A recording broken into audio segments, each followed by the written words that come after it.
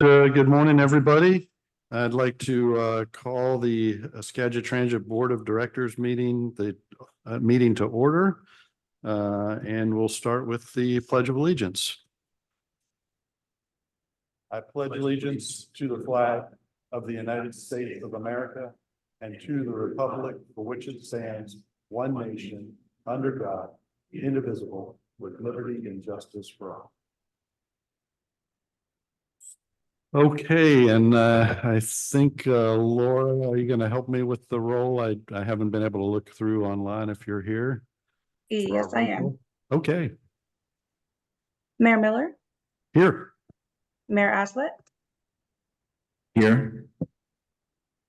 Mayor Johnson, Here. Mayor Donovan, Commissioner Wiesen, Here. Commissioner Janicki, Here. Commissioner Browning, Here. Councilperson Stavik, Here. Councilperson Vanderstoep, Colleen Kennedy, and Judy Jones. Here. Okay, that's everybody. And just to note that Tracy Cook is here representing the union on the board. Thank you. Okay, all right. We're on to item 4 already, public comment. I see a number of folks here. And I'm thinking, will anybody online wish to comment? Looking for raised hands. Okay. All right, I don't see anybody. Anybody here in the chambers wish to address the Skagit Transit Board? No, just. Oh, okay, so I have somebody here. Was that an online? I don't see any hands up.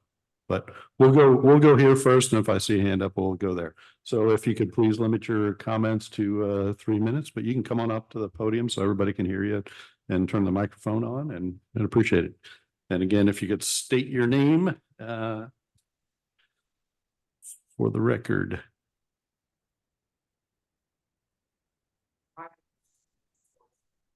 Can you turn the mic, make sure the blue light's on, I think. Yes. How's that? There we go. Gotcha. Okay, my name is Steve Orsini. I live at 4971 Guimas Island Road. That is on Guimas Island. And I'm here to encourage Skagit Transit to continue to consider extending bus service to Guimas Island. And I think the issue here is twofold. One is just the ability to have a bus that meets the ferry when it comes in, and we are more reliable than the state ferries. But I think you need a dedicated bus service on both sides. And this also goes for the San Juan Islands. I think the concept of continuing to move more and more cars to these islands is not working. It's expensive, and it's actually passe in terms of where we're trying to go in reducing one person per car.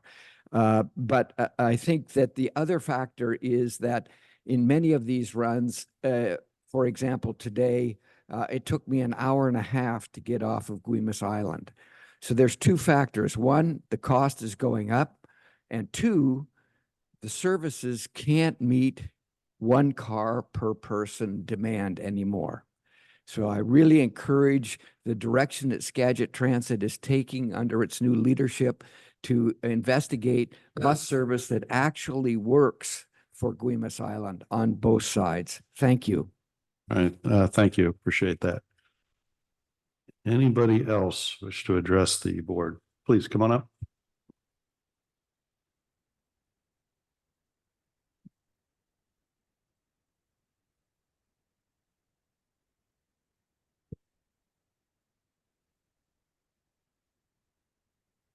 Hi, my name is Shauna Herring Jensen, and I'm with Cascadia Clubhouse. We're a new nonprofit here in Skagit County, and we serve adults with developmental disabilities. We provide them recreational programs. And I can tell you one of the biggest problems we have with getting our participants to our programming, which is in Mount Vernon and in Anacortes is the transportation.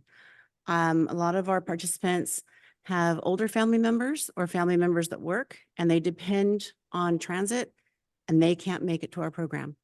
So I know that microtransit is on your to-do list, looking at that, and was wondering if you had considered contracting with a senior center or somebody who already has transit, maybe helping them build theirs up and use it in the meantime to get folks with disabilities to where they need to go. Because this transit is an artery for this community. And if everyone can't access that artery, then everyone is not being accommodated. And I'm really concerned with that. They're being excluded if they're not being accommodated. So to me, this is very important because people can't work. People can't come to our programming and they cannot participate in our community because of where they live. And if they're not near a bus stop, they're intentionally excluded. So I just was hoping you would move this up to importance because it is critical to about 19% of your population. Okay, thank you. Thank you. Appreciate that. Anybody else? Okay, come on up.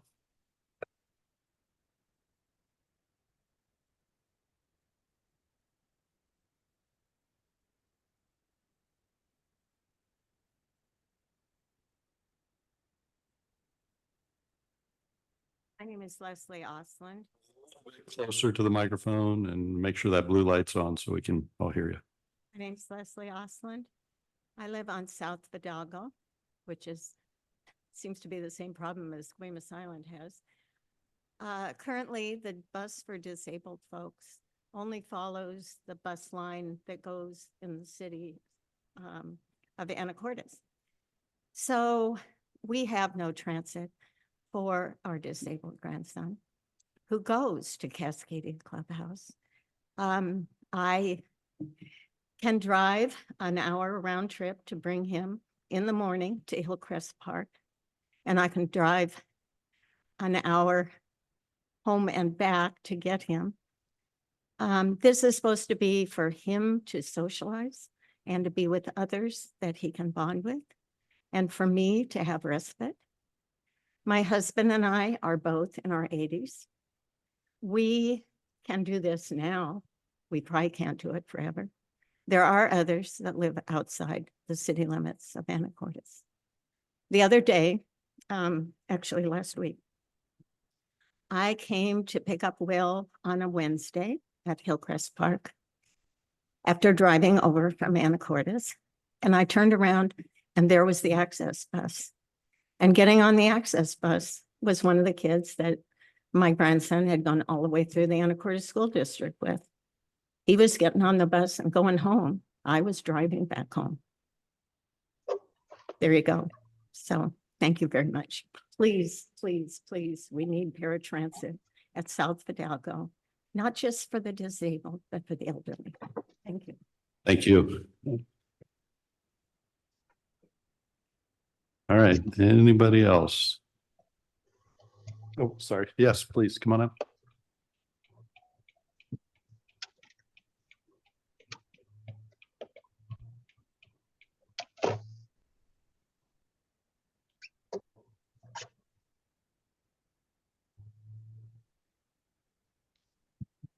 Good morning.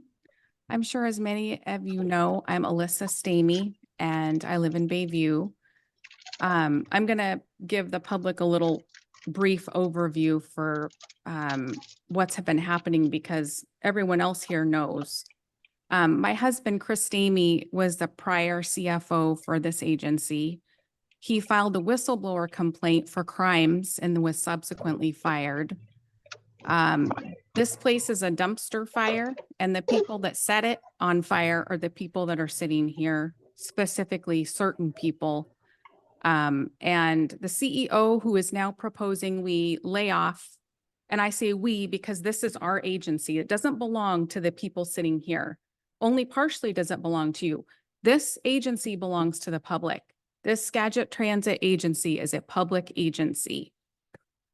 The new CEO, when she was hired on, was afforded an executive assistant, a position that never was in existence before.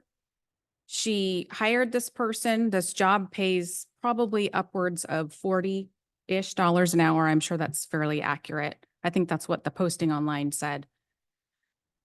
This job never existed before. Her personal assistant, then she now proposes, because there's budget shortfalls, to lay off staff, some of which have been here 20 years, 10 years, with no care for their family or anything about any sort of human compassion whatsoever. We're just going to lay them off, even though they've had exemplary evaluations. And let me just tell you a little bit about how that transpired, because my husband is only a small piece of this puzzle. There are many other people affected. There's been, I believe, 3 or more hostile working environment allegations. When the people that alleged that this was happening asked for the results of the investigation, they said, "Oh, I'm sorry, you can't have that information." That's odd. I just allege that there's a hostile working environment here. Why can I not have access to the investigative report? No. Last week, 3 very commendable employees, and they're not just Skagit Transit employees. These are human beings with families, some of which are breadwinners. They have no other income. Same with our family when my husband was fired after blowing the whistle, which, by the way, for the members of the public that are sitting here, firing a whistleblower is against public policy, which equals against the law. Okay, that's the translation. Last week, 3 employees were asked to report to a meeting. They were asked to stand outside a door with this woman, okay? Then they were lined up like they were going to the guillotine. They had to stand outside and listen to and witness the other people being laid off in a meeting and sobbing as they come out of the office because this was so unexpected for them. And what they were told is that they were getting laid off. Now, I've never heard of this, and I would love any other comments if you think this is appropriate. You're going to be laid off, but I don't have permission yet. I have to go to the board meeting today and get permission. So you sit home and sweat it out, and the board will decide what to do. And then from there, and from here on out, I'm going to walk you to your desk. These people have done nothing wrong. I'm going to walk you to your desk so you can collect your belongings, and I'm going to escort you out the door. And then I'm going to let you know August 30th what their decision is. Or actually, since she said, I'm going to tell you now so that you don't find out in the public meeting, is what she said to these poor staff. Okay, so I'm going to give you Been another, 20 minutes. I'm going to give you another 30 seconds to wrap it up. Perfect. I think that's it. You know, this place is, these issues never existed before. This person, this CEO, had no prior CEO experience. And here we sit, all of these people alleging hostile working environment, all these things, and crimes even, check fraud, contract fraud. My husband reported very serious things, and how this person is still sitting here. And my husband, who is he has had 3 Okay. decades To cut you of off, financial I'm going to experience. cut you off. No It- problem. Okay. That's You- all that I have to okay. say. The public deserves to know, and don't worry, if this video is taken down, and others have been from their website, you can get it from me because I'm recording it. Thank you. Thank you for your input. Anybody else wish to address the board? Okay, we're on to our consent agenda items, and there's a lot of items on there. And before I ask for board action on this, I just would like to thank Mayor Aslett and Commissioner Browning, and of course the staff. We've had a number of meetings as we're going through a significant and I believe very necessary look at the governance of this organization, the organization of this organization, and all of the policies. So a lot of really hard work, I know, and Chris, recognize your role in that. And again, thank you for that. So that's why you're seeing all these policies on the board. And I know the board has seen this and hopefully has had time to review. But again, if you want to pull off any specific items on the consent agenda, you're more than welcome to do that. But at this point, I will ask for any motion or motion for the consent agenda. So the only ones that I had, Matt, were probably D and E on here. So you would like to pull D and E from the consent agenda? Correct. Okay. So if I get a motion for the rest of the agenda items, I'll make a motion to pass the consent agenda items minus items D and E. okay, a motion by Mayor Aslett and a second by Commissioner Browning to approve consent agenda items with the exception of D and E. All in favor signify by saying aye. Any opposed? Motion carries. All right, Councilmember Stavic, item 5D. Well, I guess it wouldn't be the issue that I had with this was the exceeding $100,000 per quarter. I think, I always think that's pretty significant amount, and I don't know what we've changed it from, like what was it before prior to 100,000, what we're doing here. I'll let Crystal, if you want to answer that one. I think I know the answer, but I don't want to get it wrong. It didn't specify Yeah. a limit last time, and that's why the governance committee recommended the $100,000. It didn't exist is the answer. There was where there was no limit. I'm happy to provide, actually, I already sent out the old copies, the originals. I sent that out to the board about a month and a half ago, but I'm happy to resend that to you so that you have that so you can compare it. But essentially, there was no number, right? Correct. That's what I'm saying, yeah. I just think, well, I would vote no on this because I just think 100,000 is a little.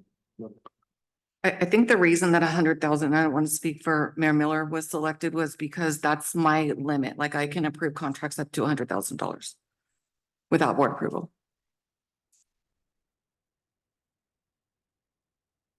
So that's how we got to that number. Yeah, Oh. yeah, that's correct. Okay, I guess that makes sense. Thank you. Do you want to address item E now? The budget amendment request? That was pretty much Oh, the sum. okay. All right, so I'll entertain a motion to approve D and E on the consent agenda. Okay, a motion by Mayor Donovan, a second by Mayor Johnson to approve consent agenda items D and E. All in favor signify by saying aye. Aye. Any opposed? Motion carries. Thank you. We are on to item 6, which are full discussion items, and these are all action items, I'm fairly certain. We'll start with 6A, approve resolution 2024-07, rescinding resolution 2024-06. Mayor Miller, may I say first that I want to thank the public that came to provide valuable feedback about the service, and I would like to connect with you folks after, because we are in the process of doing our long range transit plan, and that's really good feedback for us. So I would like to connect with you folks. Thank you. In July, the board approved resolution 2024-06, approving the appointment of Mary Burrows to clerk of the board.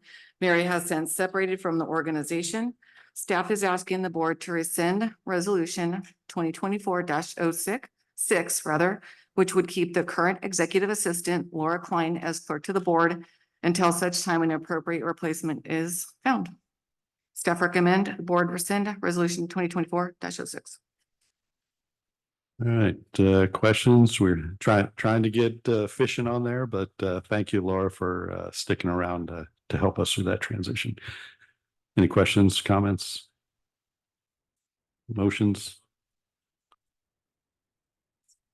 Okay, motion by Commissioner Brownie, second by Mayor Johnson to approve resolution 2024-07. Any additional discussion? All in favor signify by saying aye. Any opposed? Motion carries. On to item 6B, which is approval of resolution 2024-08, the 2024 to 2029 TDP. Crystal. So Stevie, our new planning and outreach supervisor, did a great job of putting this together in a relatively short amount of time after she started here. Chris and I, of course, did the financials. We did a much better job of communicating public comment period to the stakeholders and received feedback from the city of Burlington, the city of Anacortes, SCOG, members of the community, and thank you again for the folks that are here, and employees. I want to thank the county for sending a press release out for us. That really helped to garner some feedback. The public review and comment period was from July 19th to today. We can go over these documents in depth if the board chooses, but the one thing that I wanted to focus on is our revenues. I printed out those 5 pages for the board. It's pages 46 through 51. And Nick, if you wouldn't mind bringing that up so that the public can see it as well. Actually, I'm looking for the TDP, please. And if you don't have it, it's on our website.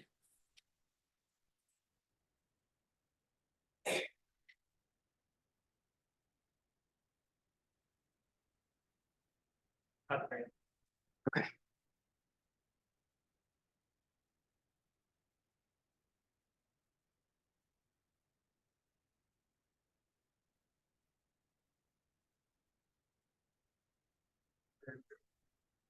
Pardon me? Where is it located? It's on our website under, actually, it should be on the front page. Because it's under public comments still. So if you click on CL News, it should be under there. Probably page 2.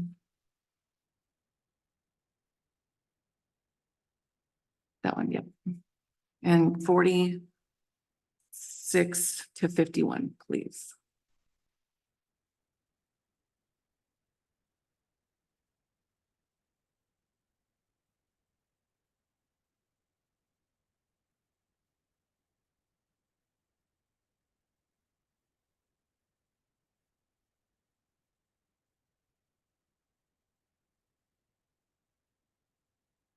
Everybody online can see it. Says what page? 40, please scroll down to page 46. Okay, and if you could make that a little bigger, and then board members, I printed off these 5 pages for you this morning for you to have for your reference. So I want to note that if you can, 46, please. Oh, okay, sorry, go up. I'm looking specifically to start with the financials for page for 2024.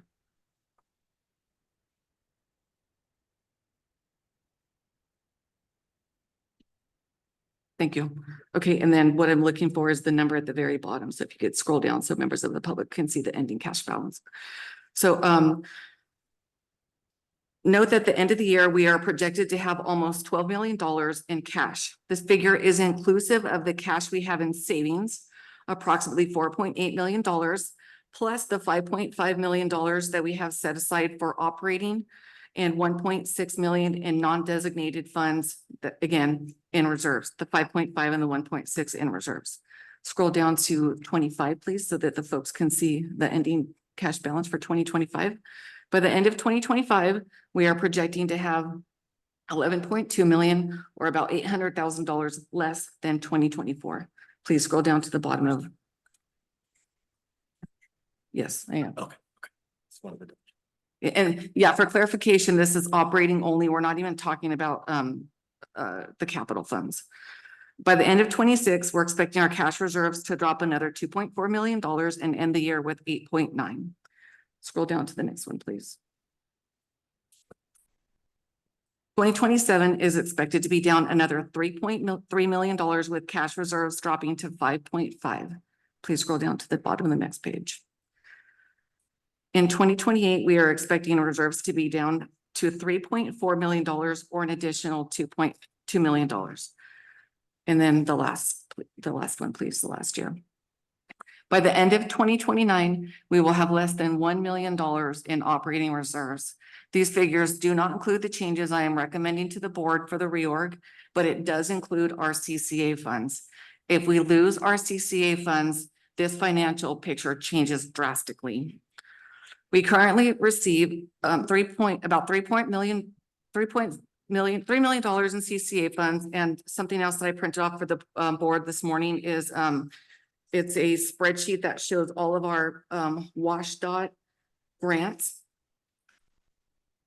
And that's $3 million every biennial, so every 2 years, some of which is tied directly to routes 513, 615, and 717. Again, I provided a copy of that for your reference. If you note on column 6 of the spreadsheet, that will tell you what grants are tied to the CCA funds and the exact dollar amounts. The figures that I have just provided are for operating only, as we are unclear how we're going to fund the remainder of MOA2 at this point. We do have $10.4 million set aside for MOA2, and we have a $5 million bus and bus facilities grant. But right now, estimates to complete phases 2 and 3 are between $38 and $44 million. The architect will have a more accurate number once they complete the design to 100%. We will be applying for 2 more grants in September to help pay for MOA2, but we will discuss that later as an information item unless the board chooses to discuss it now. In addition to our financials, the TDP also reflects a needs assessment, planned activities, and other supporting data. Projects may be listed in the TDP to be eligible for state and local grants. The TDP must be submitted to WashDOT by September 1st, 2024. The other thing that I must note in here is these numbers do not reflect the changes that I'm recommending for the reorganization, primarily because Chris and I did these financials probably at least 3 months ago in preparation for this. And so we didn't want to go back, especially during the review period, and change those numbers, but those do not reflect those numbers. Myself, Chris, and by the way, I want to introduce Dan, our new finance director. We're happy to have him on board. We were running some quick numbers last night, and the changes that I'm proposing in the reorg and the changes that I've already done in 2023, we figure will save us about $3 to $3.5 million over the course of the next 5 years. Unless there's any questions, staff would like the board to approve resolution 2024-08, adopting the 6-year TDP. All right, any questions? Again, a lot of it sounds kind of bleak because it is a little bit bleak. Sounds like my finance director with the wet blanket, but it's the reality, and that's why we have this plan, a 5-year plan, so we can see what is sustainable and what is not sustainable. So again, appreciate all the work that went into this. Questions, comments? And yeah, we're not even talking about MOA too. Nope. Well, the picture looks a lot worse when we start Yeah. talking about that. Yeah. Commissioner Wiesen.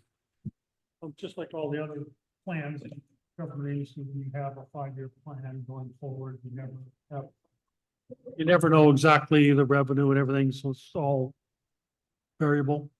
But this could be amended as we go forward, so it's amended every year or more often. So Correct. this We is what your amended- best guess or best guess of what the operating costs are going to be in the next 5 years. So thank you very much for presenting this. Thank you. We were, as the board knows, very conservative in our sales tax revenues. Those are going down, by the way. And we added all of the grant funds that we know we're going to be getting over the course of the next 5 years. Yeah, it's hard enough predicting revenues 1 year out, let alone going 5 years out. But, you know, I think it's a pretty reasonable guess. And then the CCA piece in there as well. Commissioner Janke? Yeah, speaking of the CCA piece in there, so the Climate Commitment and Act, that issue is on the ballot for November. So I know we're not going to know for sure, but just quantifying on an annual basis over this 5 years, how this includes CCA dollars being received is what you said. Correct. So CCA goes away. How big is that hole at the end of this picture? $3 million by $3 million a year or $3 per million? biennium, Per so bi- about $2 million per $1.5 million per year. Yeah, and again, the spreadsheet breaks down. So we're getting a little over $1 million from the transit support grant. Oh, no, excuse me, $2.1 million per biennium, excuse me, for the transit support grant. This consolidated grant state special needs is 1.1, and then we've got another $900,000 that are almost $1 million that are tied directly to the 513, 615, and 717. So these funds are helping directly to fund 3 of our routes. And then the other funds are non-designated. Thank you. Yeah, Mayor has. I just want to state that I appreciate the fact that we went conservative on sales tax. When I first started on the city council, I was advised from somebody from the state that frequently sales tax revenues lag behind what we see in the rest of the economy by 3 or 4 years. And that's what we're seeing, I think, right now. So I do appreciate taking a more conservative approach with the sales tax. I think we're coming in about 3% lower right now than we had projected. Okay, anything else or, yeah, Mayor Johnson? So just curious, what are the 3 routes that are actually going to be impacted by this? The 513, the 615, and the 717. And So travel where? the 717's in Concrete, the 615, the Connor, and the 513 goes from March's Point to, thank you. Thank you, Tracy. Thank you. All right. If there are no other questions, I'll entertain a motion to approve the resolution 2024-08.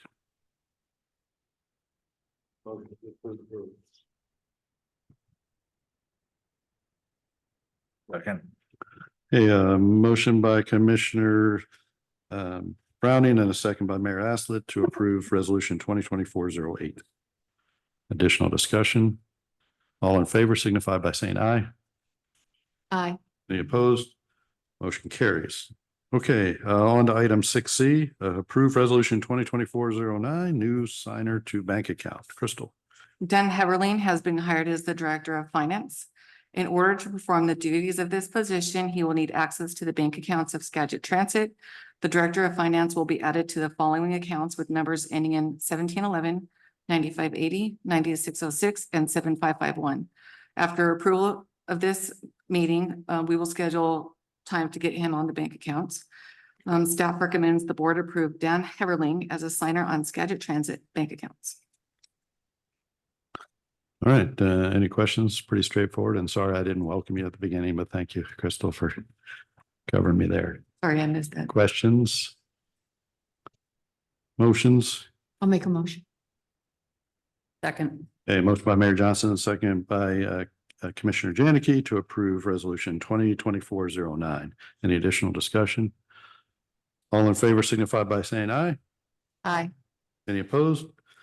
Motion carries. Okay, now we're on to resolution item 6D, resolution 2024-10, the 2024 budget amendment. Crystal.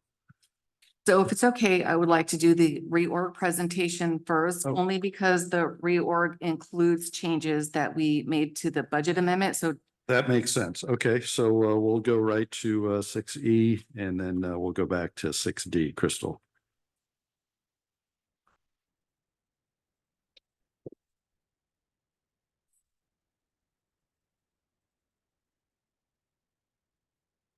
and if you could go down to slide 3, please. Okay, last month, the board tasked me with doing a reorganization. While this was very difficult to do, I recognize that this is necessary for the sustainability of this agency. This should be evident as we have just reviewed the TDP and we'll review the budget amendment shortly. Slide 3 reflects the organizational changes I made in 2023 and the cost savings for each, and they are as follows. The CFO was changed to a Director of Finance, cost savings $49,718. The Director of Operations was changed to an Operations Manager, cost savings $41,247. The Security Manager was changed to Security Supervisor, cost savings $25,689. The total annual cost savings for these 3 changes made in 2023 are $116,000 $654. This is salaries only because the employees hired under the new titles have benefits. Slide 4, please. This slide shows the proposed organizational changes for 2024, and they are as follows. Eliminate the Director of IT position, cost savings, $253,028.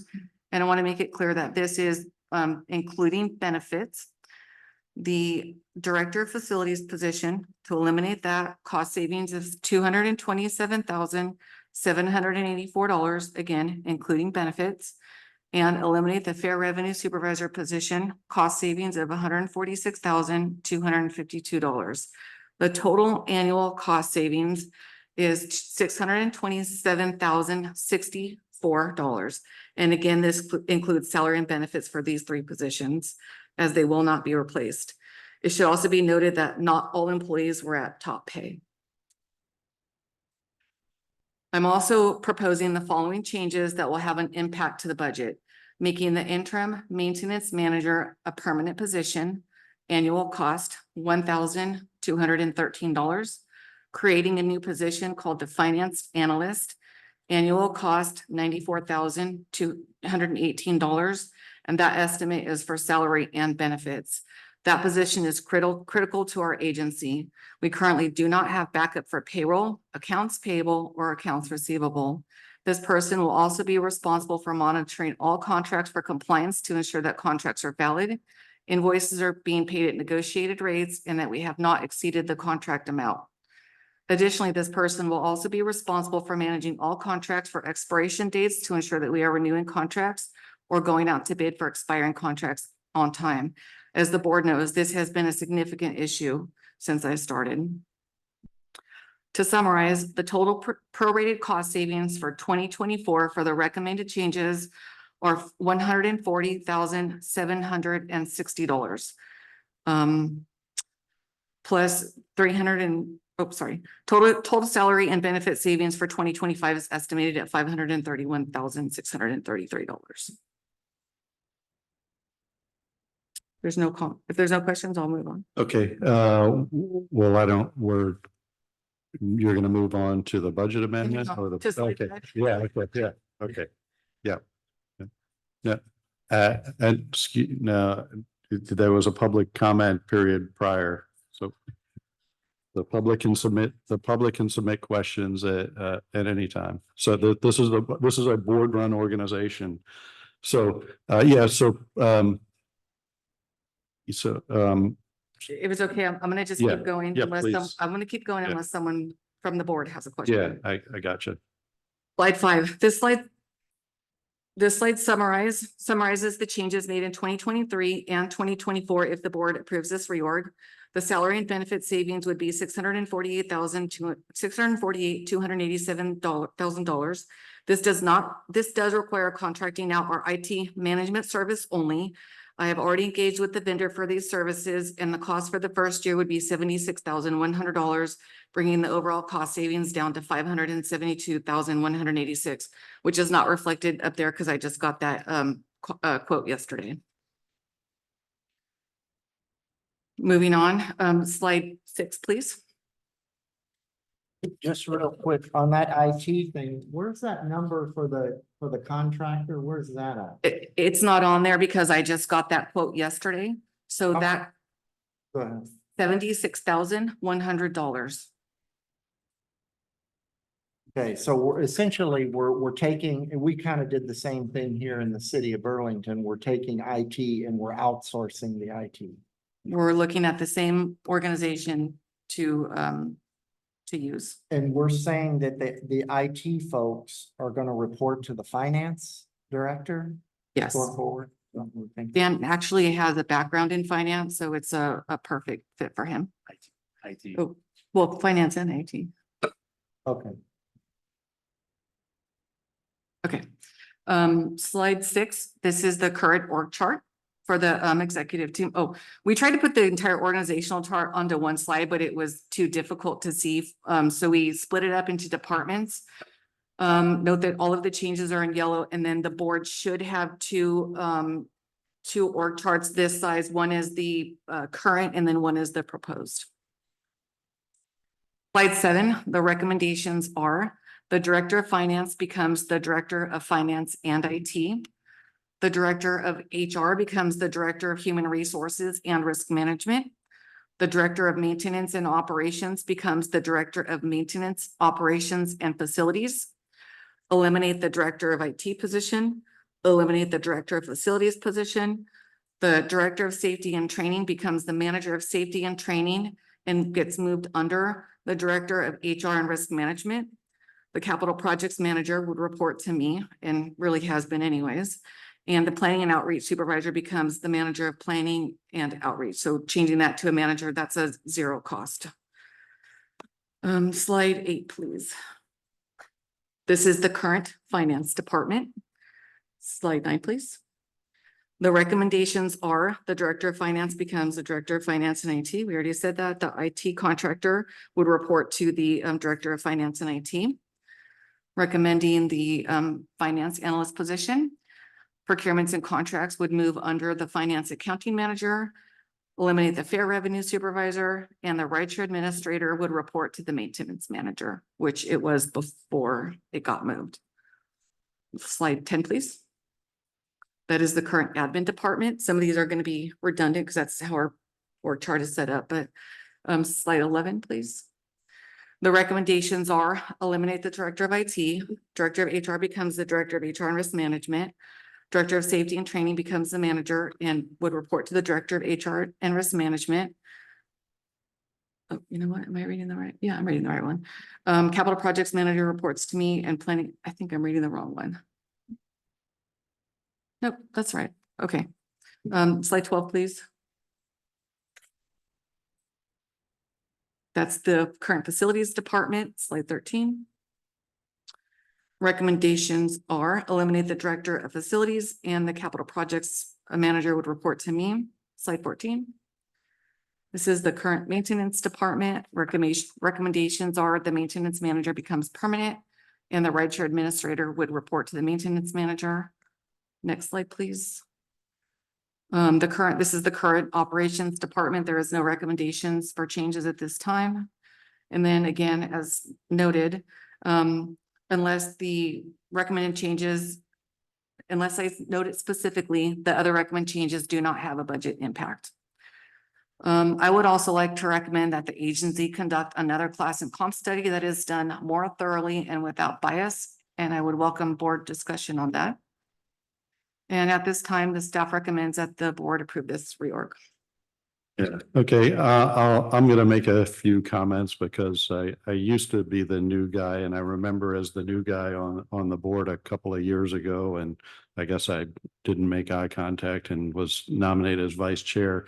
And then exactly what when we hired Crystal to come in, and there was a lot of tension and a lot of concerns in the organization, and I know I stated publicly that's exactly what we expected. And a big part of this was the org chart. And I'll get to my point. And that my point is that myself and Mayor Boudreau at the time, who was the chair, and Commissioner Janicki, this organizational chart piece has not just been like in the last couple of weeks with the current governance committee. It's been something that we've certainly from my perspective been expecting out of our now relatively new CEO. There's foundational challenges, which is why you're seeing all these different policies. There's foundational challenges just with the organization. Putting the budget piece aside, again, understand the impact that has real impact on real people. But these are the kind of changes that, from my perspective, that we're exactly what we're hoping for, and now we're seeing. So with that, questions, comments, Commissioner Janicki. Yeah, Mayor Miller, thank you. And I appreciate your ongoing leadership with this. The governance committee continued to work with Crystal since you started, and I know have addressed different areas, coming out of the private sector where, a small organization becomes a bigger organization and there's need for structural changes. Structural change is hard. The class and comp study that was done, I was chair at the time that was done, and in my some of my worst nightmares. I remember the meeting where all that information was presented with not enough background or organizational control in that entire meeting. The board of directors, before Crystal got here, the board did not have or exercise position control over the org chart. It was entirely done internally. And that is so, it's not, it should be always the function of the board that approves these org charts, and that changes, especially at the manager, director, CEO level, needs to be agreed on and approved by the board. So the pain that we're feeling right now as an organization really relies on a system that was probably appropriate when the organization was very small, but as the organization grew, we did not put those control measures in place. And that's why we're facing the pain that we are now. And I've seen that in small businesses as they got bigger, and we definitely are living through that right now. So, you know, my goal always as an elected official is that we are able to put thoughtful, well-constructed, appropriate changes in place, which means position control on the org chart belongs to the board of directors, and being able to see and forecast the financial impacts of not doing this, you know, has been laid out very evidently, and Crystal has briefed, I'm sure, every one of us to what that impact is. So it's not like we're seeing that today for the first time, but it's important that the board sees back control of the things that make a difference in an organization. And I know it hurts. I know it's, there's no good way of informing long-term folks that their position is no longer part of the organization. And, but I completely support what has been presented to us today. So just as a background, yeah, it's been a process. This isn't brand new in the last month or so.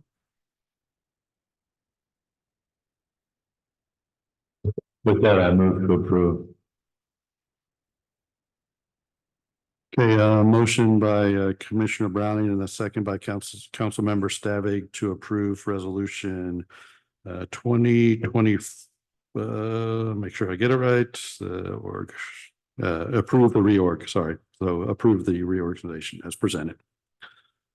Additional discussion. All in favor signify by saying aye. Aye. Any opposed? Motion carries. Thank you for that discussion. And again, thank you to the staff for a lot of hard work there. Okay, so we want to go back to item 6D, which is approval of resolution 2024-110 budget amendment. Crystal. Bring the budget amendment up, please, Nick.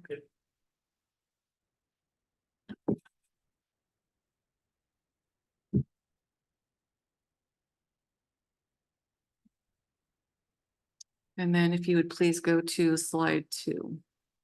Okay. So on this slide, I thought it was important to note that we ended 2023 with a surplus of $391,182. That's because we front loaded some of our CCA funds intentionally when we kind of started hearing buzz about that potentially going away to use in 2024. So this slide reflects that operating income is to remain the same.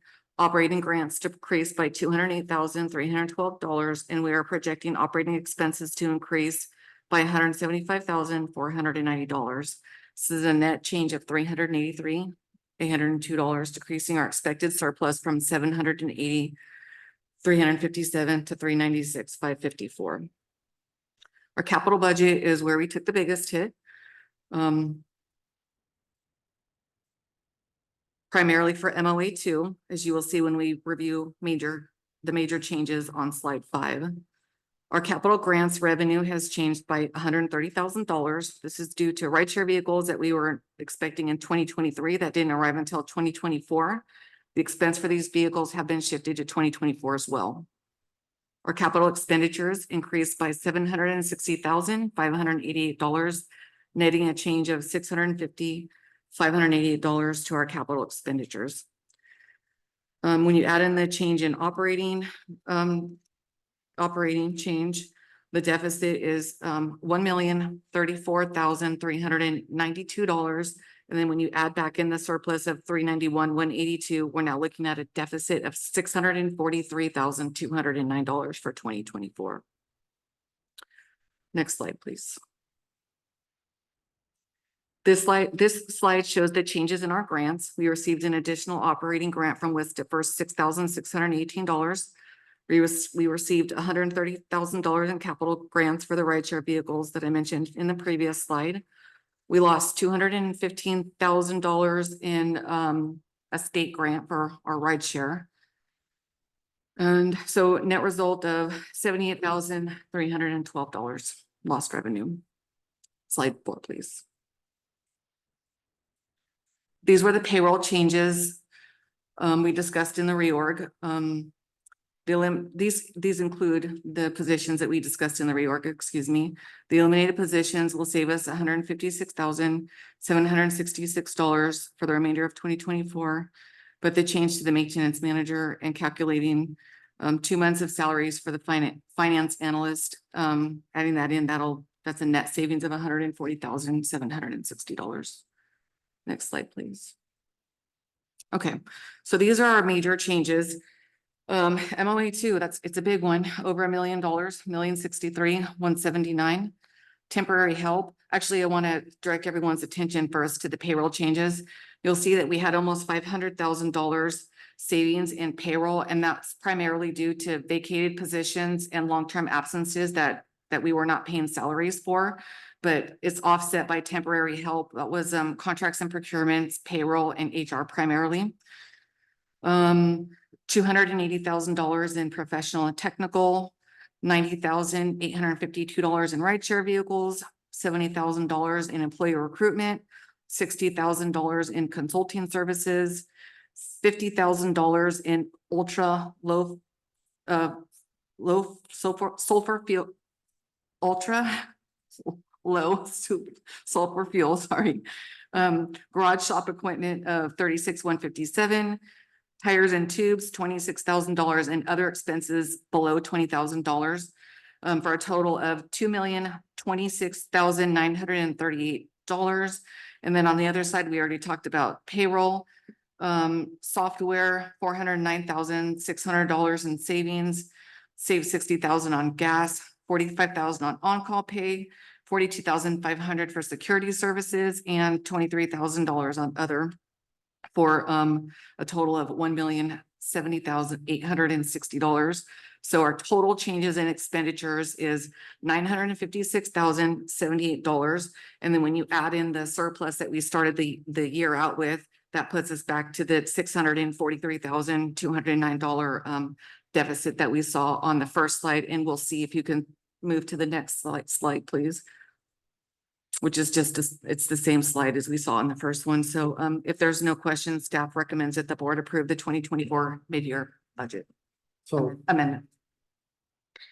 the professional and technical for 280,000, what exactly? That is for Kimley Horn. The board approved the long-range transit plan last year, and most of that is being offset by grant funds.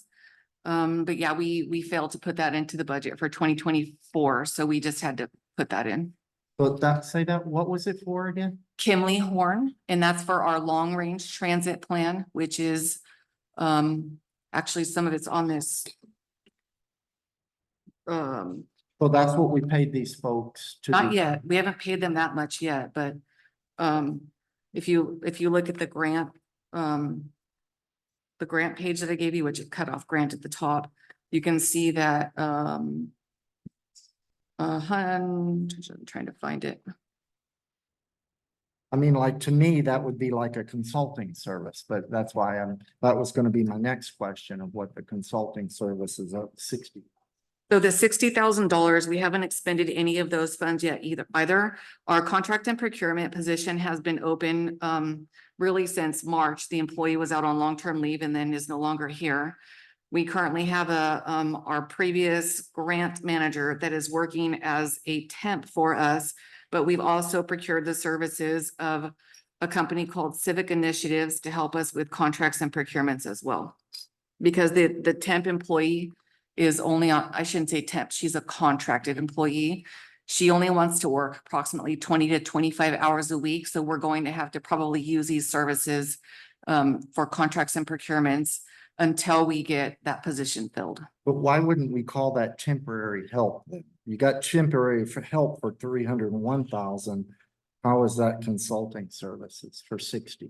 I'm confused. What do you mean? Well, I was asking what the consulting services The was. consulting services is Civic Initiatives, the firm that we brought on to help with contracts and procurement. Okay, so that's not the procurement is the temporary help, right? What you were just talking about, the procurement person. So two things. We have someone that's working for us on contract, a retired employee that's working for us on contract to help with contracts and procurements. She only wants to work 20 to 25 hours a week. So to help offset some of that workload, because we've got a lot of contracts that are going out right now, we've procured a company called Civic Initiative to help us with contracts and procurements. So to continue that line of thinking, then what is 301,000 for temporary help? How does that differentiate? If that's not the purchasing part, who is temporary help? So that was for the contracts and procurement person that we had on contract through Robert Half that did that position until we released him and then brought the contract person back on. And that's for an HR person that we have helping right now and payroll. We had to have a temporary help for payroll. That was the contract and procurements. Yeah, I think what's probably confusing is we lump that all into professional services typically. Now we're breaking it apart, making it a little bit harder to. That's how it was already, like, that's how our budget was already set up. So if the board wants changes, we're happy to do that. Just requires more explanation, that's all. It's okay. Any other questions? Just an observation. So in the expense increases, MOA 2 is the only capital item in the increases or decreases on this page. So out of a $900,000 expenditure change, it's essentially because MOA 2 was $1 million increase. So in my head, I always try to keep my capital thought pattern, so I mean, the capital costs and the capital monies are such a separate piece. Right share, I would consider right share. Those are capital too. But yeah, you're right. It's mostly, Okay. it is definitely mostly MOA too. Chris is laughing because he knows that's the kind of question No, you're right. that Janica would ask, but yeah, okay. We definitely recognize that even for this year, our financial picture would look differently had we not had the unexpected expenses for MOA 2. But again, the money has to come from somewhere. All right, any other questions or discussion? Motion perhaps on the resolution for the budget amendment. This is Janicki. I move to approve resolution number 2024-10 regarding the budget amendment. A motion by Commissioner Janicki, second by Commissioner Wiesen to approve resolution 2024-10, 2024 budget amendment. Any additional discussion? All in favor signify by saying aye. Aye. Any opposed? Motion carries. Okay, on to item 6F, approval of Microsoft 365 user license renewal 2024. Crystal. In 2022, the board approved the purchase of Microsoft 365 user licenses for the entire Skagit Transit Agency. The renewal for this has been continued since then, where in 2023, $47,845 was budgeted for and spent on our MS 365 licensing. In 2024, our renewal is $53,292 and is approved for the 2024 budget. The latest renewal crosses the $100,000 threshold, and we are asking for approval. This purchase is being made on the state contract KCDA catalog agreement, contract number 22-G. Staff recommends board approving the renewal for MS 365 licensing for 2024 to 2025. Questions, comments? Well, I didn't really understand this one. So in 2024, where does it, how does it cross the $100,000? Because we're talking multiple years. So 47,000 plus 53,000. Right, but the 47 is for 2023, right? That's just for that year. Now we're going into 2024, now we're at 53, right? So it's the total amount. Okay, but so how much do we pay per year? Do we pay 53,000 or do we pay over 100,000 for? The 100,000 is the total. So remember me saying earlier that I get $100,000 before I have to go to the board for approval. So this renewal will bring us over that $100,000 threshold. And so that's why I'm asking the board to approve this. So, It's not per year, it's just total. Total, correct. So I think something else that was not happening here historically is we would enter into contracts and even after it crossed that $100,000 threshold, it doesn't appear that those were going to the board. And I want to change that because I want to make sure that the board knows we've now crossed the $100,000 threshold. And so it's transparency. We're just trying to be transparent about what we're but saying. if we're just so I know, for the 2024 to 2025, we're paying around 54,000, right? For the Correct. license, Mhm. okay. Yeah, and as we go through all these various policies, I have to, go back on my experience and my threshold is 45,000, but also there's also a time window, a multi-year contract or with outside agency, then I go to my board. So, these won't be perfect policies, but we'll try to capture them all. But again, to Crystal's point, it's trying to be as transparent as possible to the board on what's transpiring. So. All right, any additional comments or motion perhaps? I move to approve the Microsoft 365 user license renewal. Second, Motion by Commissioner Janicki, a second by Councilmember Stavig to approve the license agreement as presented. All in favor signify by saying aye. Aye. Any opposed? Motion carries. All right, now on to item 6G. This is approve Perkins Coie agreement extension. Crystal. Gadget Transit entered into an agreement with Perkins Coie LLP in December of 2022 to provide legal advice and assistance with architecture and engineering design issues with MOA2. The architect hired to design MOA2 has agreed to enter into mediation. Perkins Coie will be representing Skagit Transit in this mediation. Perkins Coie has retained a construction expert consulting firm to assist in a settlement. In November of 2023, the board approved an agreement with Perkins Coie for an amount not to exceed $200,000. It has become necessary to ask for additional funds in order to continue services with Perkins Coie so that they may see Skagit Transit through to the end of mediation. It is estimated that the additional legal and professional fees for Perkins Coie are estimated to cost approximately $100,000, and that is captured in the budget amendment that the board approved. Staff recommends the board approve this agreement extension with Perkins Coie and their construction expert consulting group not to exceed an additional $100,000. Questions? I know it's painful as MOA2 continues to generate costs all the way around, but questions or comments? But with the idea that some of these costs could be Yeah. recouped Thank if you. we're successful with Perkins Coie and it would exceed the Thank you for The legal providing the fees. silver lining to my dark cloud. I move that we approve the agreement extension with Perkins Coie and their construction expert consulting group not to exceed an additional $100,000. A motion by Commissioner Janicki, a second by Mayor Johnson to approve the agreement extension as presented. Additional discussion? All in favor signify by saying aye. Any opposed? All right, motion carries. All right, thank you for that good work. And item 7A, CEO update, Crystal. I think I've said enough today, so if Yeah, it's okay, okay. I'll skip that. In the essence of time, I'll skip that if it's okay. Thank you. All right, next is a revision to policy review period for the union. So on this one, I failed to provide Laura a copy, so this is my fault to get into the packet. I just wanted to thank, Ask Me Leadership. They have agreed to, as the board knows, we're in the process of trying to update all of our financial policies. One thing that has been, a barrier to us doing that as quickly as we'd like is we were required per the CBA to give the union a 30-day, review period for those.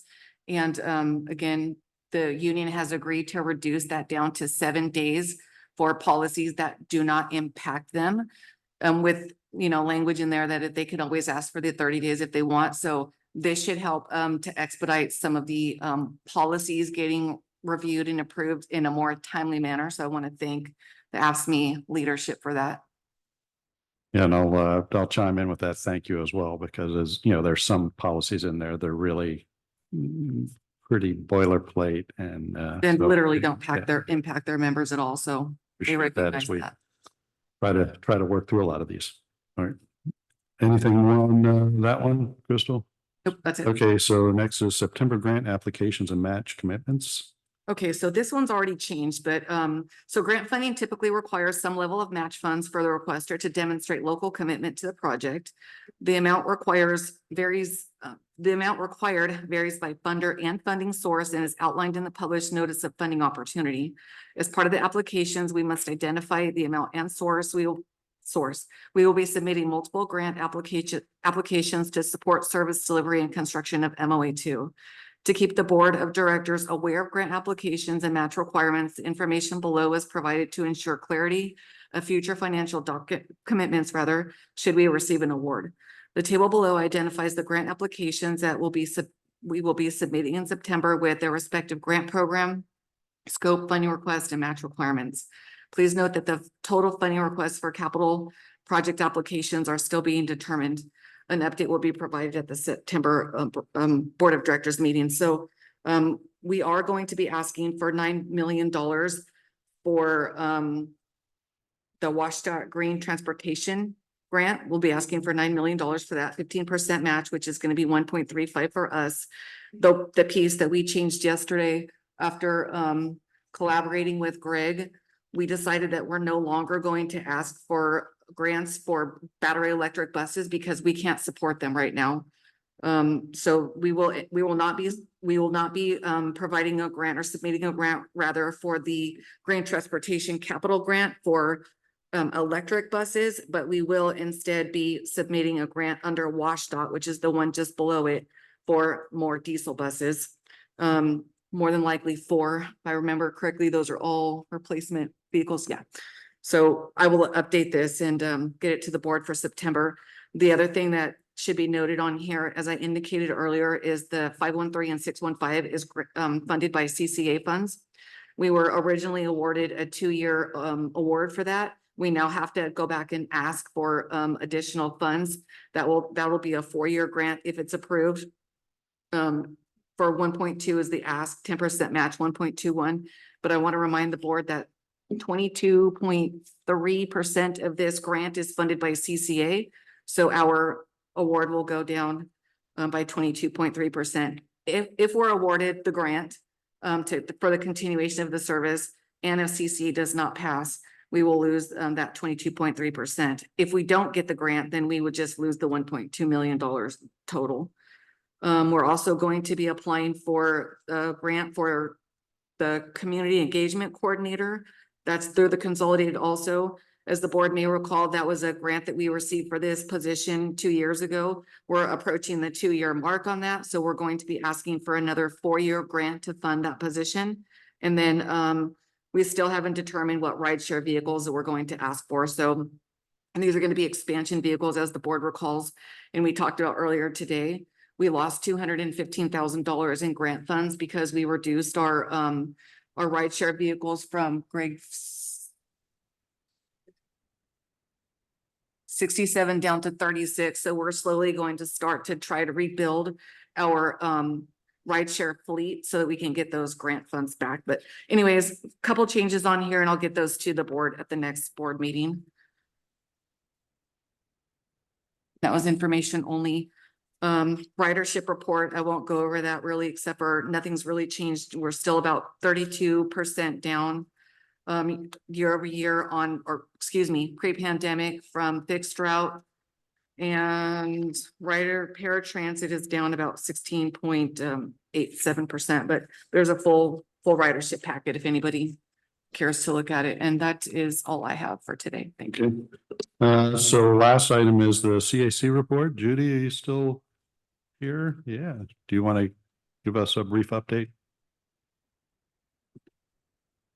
Okay, thank you. I had to get to my mute button here, unmute. All right, very good. Since one of the things we've started doing is since the CAC and the board meetings are on YouTube, I've been encouraging members to like and subscribe because that raises the metrics of the YouTube channel. And even if you comment, that raises them more, gets Skagit Transit more exposure on that medium. So we've got a little thing at the top of our agenda about like and subscribe, different metrics there. One of the other things that I wanted to mention is we do have just two things coming up. The National Week Without Driving Challenge, that is going to be September 30th through October 4th. And Stevie's going to have some more information on how we're going to proceed with that this year. Skagit Transit, I thank them very much for endorsing that national event. I also gave an overview of the election process because we have several new members who haven't gone through our election process, and that process begins in October. So those basically are the two main things I have to report. Thank you very much. Thank you, Judy. Okay, anything else for the good of the order? Okay, with no further business for the board, I will adjourn the meeting. Thank you very much.